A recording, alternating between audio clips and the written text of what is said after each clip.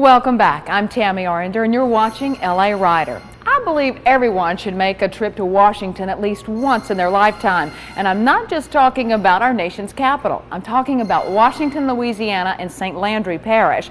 This is a town that ran on the hot air of steamboats, not the hot air of politicians.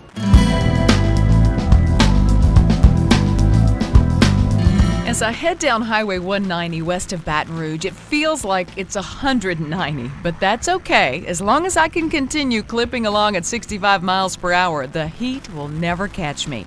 It's just me and the motorcycle today as I make the 80-mile trek from Baton Rouge to Washington. And you know me, I make it there just in time for lunch. The famous Steamboat Warehouse restaurant is popular today for turning out terrific food, but back in the 1700s, it was the steamboat turnaround.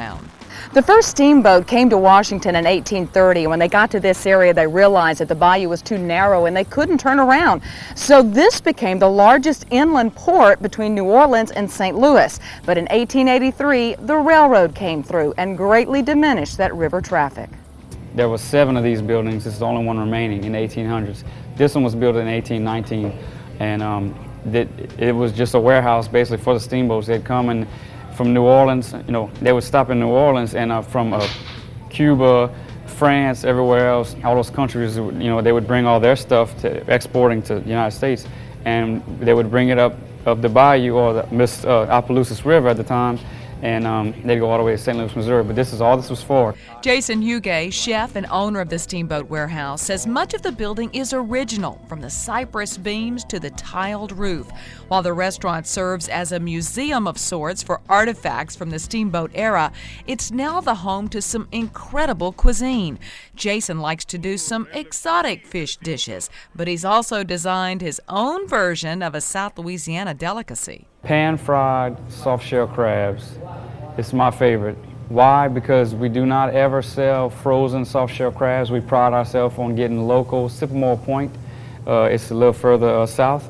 I don't like the dishes that are have these heavy cream sauces that cover what you're eating and it masks the flavor. That's my favorite. Fresh, local, and we pride ourselves on always using fresh ingredients. So I tell everybody that's my choice. Now that my tummy is satisfied, I'm ready to see the rest of the town. Reynald Swallow, a town historian, has agreed to give me a tour of this third oldest settlement in Louisiana. I tried to talk him into getting on the back of the Road King, but he insisted his pickup truck was much better for touring. The historic significance of Washington is huge. Nearly 80% of the town is recorded in the National Historic Registry. There's so much more to see in the quaint community of about 1,200, from the Immaculate Conception Catholic Church to the old high school, which is now a colossal collection of antique dealers, and there's the Washington Museum. You learn not only about life during the steamboat days, but how folks voted back then and what they laid their heads on at night. Stuff at moss or corn shucks. That was the pillow back then? That was pillars. I'm sure the many bedded breakfasts in Washington have much more comfortable pillows these days. Well, it's time for me to get back on the comfortable seat of the Road King and head home, although I'm not anxious to leave the hospitality and warmth of Washington. It has been a delicious and fascinating trip back into the 18th and 19th centuries.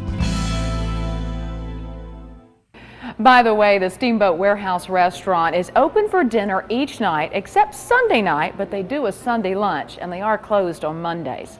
Stay with us when we come back. TW rides with the Tigers.